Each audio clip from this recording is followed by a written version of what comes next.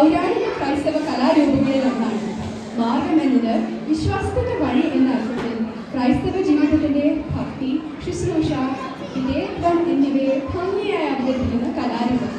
തുടക്കത്തിൽ കത്തിച്ചു വെച്ച നിലവിളക്കിന് ചുറ്റുമായി 12 പുരുഷന്മാരുടെ സംഘം അവതരിപ്പിച്ചിരുന്ന ഈ കലാരൂപം ഇന്ന് 7 മുതൽ 12 വരെയുള്ള പെൺകുട്ടികളുടെ സംഘമാണ് അവതരിപ്പിക്കാറ്.